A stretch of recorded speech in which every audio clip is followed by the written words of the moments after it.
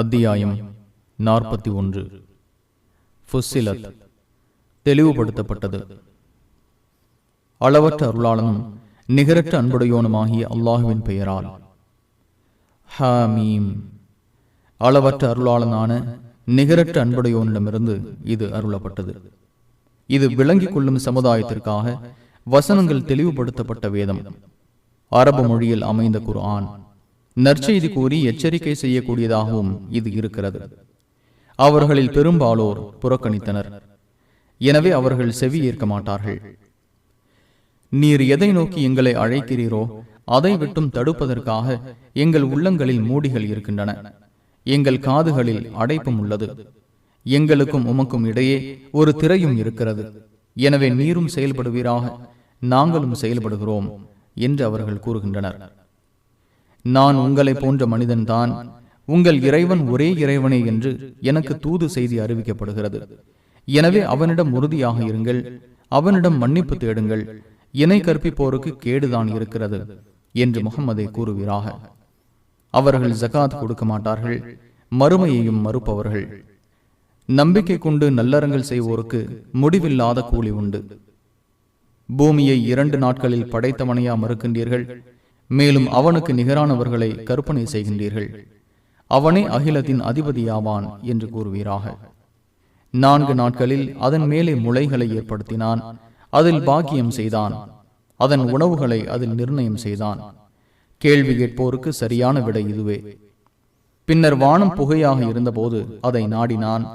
விரும்பியோ விரும்பாமலோ நீங்கள் கட்டுப்பட்டு நடக்க வேண்டும் என்று அதற்கும் பூமிக்கும் கூறினான். விரும்பியே கட்டுப்பட்டோம் என்று அவை கூறின. 2 நாட்களில் 7 வானங்களை அமைத்தான். ஒவ்வொரு வானத்திலும் அதற்குரிய கட்டளையை அறிவித்தான். கீழ்வானத்தை விளக்குகளால் அலங்கரித்தோம், அவற்றை பாதுகாக்கப்பட்டதாக ஆக்கினோம். இது அறிந்தவனாகிய மிகைத்தவனின் ஏற்பாடாகும். அவர்கள் புறக்கணித்தால் ஆது மற்றும் சமூக சமுதாயத்தினருக்கு ஏற்பட்ட இடி முழக்கம் போன்ற இடி முழக்கத்தை உங்களுக்கு எச்சரிக்கிறேன் என்று கூறுவீராக. அல்லாஹுவை தவிர எதையும் வணங்காதீர்கள் என்று போதிக்க அவர்களுக்கு முன்னரும் அவர்களுக்கு பின்னரும் மக்களிடம் தூதர்கள் வந்தனர்.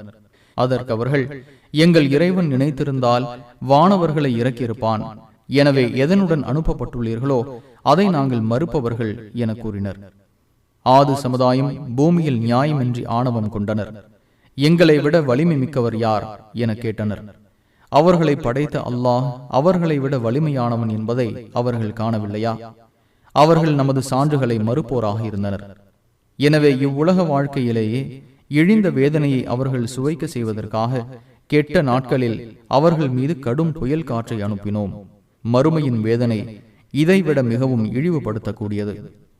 அவர்கள் உதவி செய்யப்பட மாட்டார்கள். சமூக சமுதாயத்துக்கு நேர் வழி காட்டினோம். அவர்கள் நேர் வழியை விட குருட்டு வழியையே விரும்பினார்கள். எனவே அவர்கள் சம்பாதித்ததன் காரணமாக இடி முழக்கம் எனும் இழிவான வேதனை அவர்களை தாக்கியது. நம்பிக்கை கொண்டு நம்மை அஞ்சியோரை காப்பாற்றினோம். அல்லாஹுவின் பகைவர்கள் நரகை நோக்கி திரட்டப்படும் நாளில் அவர்கள் வகைப்படுத்தப்படுவார்கள். முடிவில் அவர்கள் அங்கே வந்ததும் அவர்களுக்கு எதிராக அவர்களின் செவியும் பார்வைகளும் தோள்களும் அவர்கள் செய்து கொண்டிருந்தவை பற்றி சாட்சி கூறும். எங்களுக்கு எதிராக ஏன் சாட்சி கூறுகிறீர்கள் என்று அவர்கள் தமது தோள்களிடம் கேட்பார்கள்.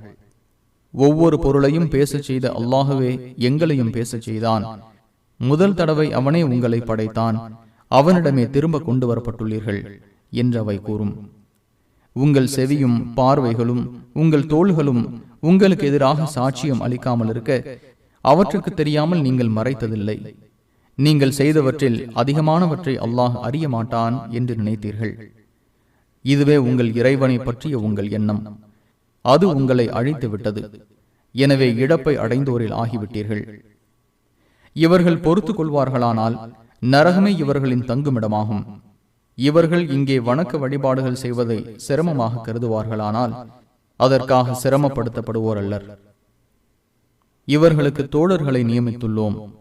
இவர்களுக்கு முன்னேயும் பின்னேயும் உள்ளதை அவர்கள் அழகாக்கி காட்டுகின்றனர்.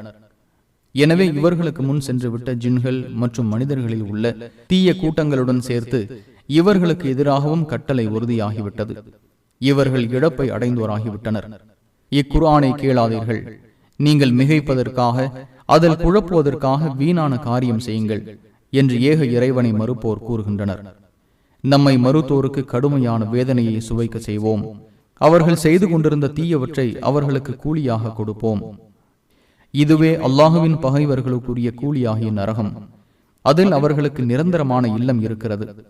இது நமது வசனங்களை அவர்கள் மறுத்ததற்கான கூலி. எங்கள் இறைவா, ஜின்களிலும் மனிதர்களிலும் எங்களை வழிகெடுத்தோரை எங்களுக்கு காட்டு. அவர்கள் இழிந்தோராகிட அவர்களை எங்களின் பாதங்களுக்கு கீழே ஆக்குகிறோம் என்று ஏக இறைவனை மறுத்தோர் கூறுவார்கள்.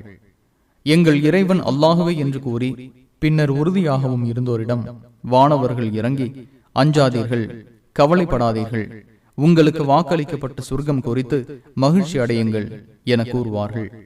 இவ்வுலக வாழ்க்கையிலும் மறுமையிலும் நாங்கள் உங்கள் உதவியாளர்கள்.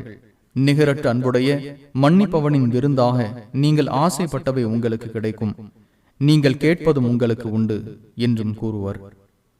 அல்லாஹுவை நோக்கி மக்களை அழைத்து நல்லறம் செய்து நான் முஸ்லிம் என்று கூறியவனை விட அழகிய சொல்லை கூறுபவன் யார்? நன்மையும் தீமையும் சமமாகாது. நல்லதை கொண்டே பகைமையை தடுப்பீராக. எவருக்கும் உமக்கும் பகை இருக்கிறதோ அவர் அப்போதே உற்ற நண்பராகி விடுவார். பொறுமையை மேற்கொண்டோர் தவிர மற்றவர்களுக்கு இது வழங்கப்படாது. மகத்தான பாக்கியம் உடையவர் தவிர மற்றவர்களுக்கு இது வழங்கப்படாது. ஷைத்தானிடமிருந்து உமக்கு ஏதும் தீண்டுதல் ஏற்பட்டால் அல்லாஹுவிடம் பாதுகாப்பு தேடுவீராக. அவன் செவியுறுபவன், அறிந்தவன்.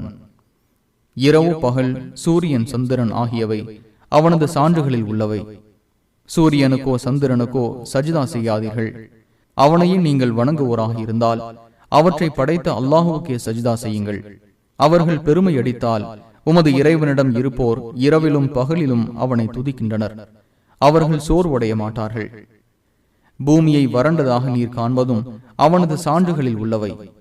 அதன் மீது தண்ணீரை நாம் இறக்கும் போது அது செழித்து வளர்கிறது. இதை உயிர்ப்பிப்பவன், இறந்தோரை உயிர்ப்பிப்பவன். அவன் ஒவ்வொரு பொருளின் மீதும் ஆற்றலுடையவன். நமது வசனங்களை வளைப்போரும் இந்த அறிவுரை தங்களிடம் வந்தபோது மறுத்தோரும் நம்மிடமிருந்து மறைந்துவிட முடியாது. நரகில் வீசப்படுபவன் சிறந்தவனா அல்லது கியாமத் நாளில் அச்சமற்றவனாக வருபவனா? நினைத்ததை செய்யுங்கள், நீங்கள் செய்பவற்றை அவன் பார்ப்பவன். இது மிகைக்கக்கூடிய வேதம். இதன் முன்னும் பின்னும் இதில் தவறு வராது. புகழுக்குரிய ஞானமிக்கோனிடமிருந்து அருளப்பட்டது.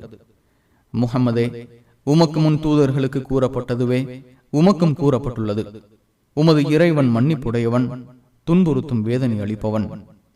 இதை அரபு மொழியில் அல்லாத குர்ஆனாக நாம் ஆக்கியிருந்தால் இதன் வசனங்கள் தெளிவுபடுத்தப்படக்கூடாதா? இது அரபி அல்லாததாகவும் இவர் அரபியராகவும் இருக்கிறாரே என்று கூறுவார்கள். இது நம்பிக்கை கொண்டோருக்கு நேரு வழியும் நோய் நிவாரணமுமாகும் என்று கூறுவீராக. நம்பிக்கைக்குள்ளாதவர்களின் காதுகளில் அடைப்பு உள்ளது. இது அவர்களுக்கு குருட்டுத்தனமாகவும் தெரிகிறது. அவர்கள் தொலைவான இடத்திலிருந்து அழைக்கப்படுகின்றனர். மூசாவுக்கு வேதத்தை வழங்கினோம், அதில் கருத்து வேறுபாடு கொள்ளப்பட்டது. உமது இறைவனிடமிருந்து வார்த்தை முந்தி இருக்காவிட்டால் இவர்களுக்கிடையே தீர்ப்பளிக்கப்பட்டிருக்கும். இவர்கள் இதில் கடுமையான சந்தேகத்தில் உள்ளனர். யார் நல்லறம் செய்கிறாரோ அது அவருக்குரியது. யார் தீமை செய்கிறாரோ அது அவருக்கு எதிரானது. உமது இறைவன் அடியாருக்கு அநீதி இழைப்பவனல்லன். யுக முடிவு நேரம் பற்றிய அறிவு அவனிடமே திருப்பப்படும். அவனுக்கு தெரியாமல் கிளைகளிலிருந்து கனிகள் வெளிப்படுவதோ, எந்த பெண்ணும் கர்ப்பம் அடைவதோ பிரசவிப்பதோ இல்லை.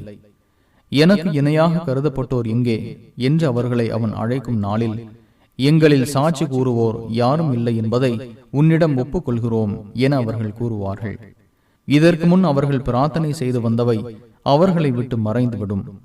தமக்கு எந்த புகலிடமும் இல்லை என்று உறுதி கொள்வார்கள். உலகில் உள்ள நல்லவற்றை பிரார்த்திப்பதில் மனிதன் சோர்வு கொள்ள மாட்டான். அவனுக்கு தீங்கு ஏற்படுமானால் அப்போது அவன் நம்பிக்கை இழந்தவனாகவும் நிராசையுடையவனாகவும் இருக்கின்றான். அவனுக்கு ஏற்பட்ட துன்பத்திற்கு பின் நமது அருளை அவனுக்கு நாம் சுவைக்க செய்தால், இது எனக்குரியது, யுக முடிவு நேரம் வரும் என்று நான் நினைக்கவில்லை.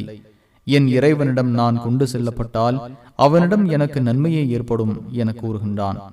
நம்மை மறுப்போருக்கு அவர்கள் செய்தவற்றை அறிவிப்போம். அவர்களுக்கு கடுமையான வேதனையையும் சுவைக்க செய்வோம். மனிதனுக்கு நாம் அருள் புரிந்தால் அலட்சியம் செய்து தன் பக்கமே திரும்பிக் கொள்கிறான். அவனுக்கு தீமை ஏற்பட்டால் அவன் நீண்ட பிரார்த்தனை செய்பவனாக இருக்கின்றான். இது அல்லாஹ்விடமிருந்து வந்திருந்து நீங்கள் இதை ஏற்க மறுத்துவிட்டால் தூரமான வழிகேட்டில் உள்ளவனை விட மிகவும் வழிகெட்டவன் யார் என்பதற்கு பதில் சொல்லுங்கள் என்று முஹம்மதை கேட்பீராக. அவர்களுக்கு உண்மை தெளிவாக வேண்டும் என்பதற்காக பல பாகங்களிலும் அவர்களுக்கு உள்ளேயும் நமது சான்றுகளை அவர்களுக்கு காட்டுவோம். உமது இறைவன் ஒவ்வொரு பொருளையும் பார்த்து கொண்டிருக்கின்றான் என்பது போதுமானதாக இல்லையா? கவனத்தில் கொள்க, அவர்கள் தமது இறைவனை சந்திப்பதில் சந்தேகத்திலேயே உள்ளனர். கவனத்தில் கொள்க, அவன் ஒவ்வொரு பொருளையும் முழுமையாக அறிபவன்.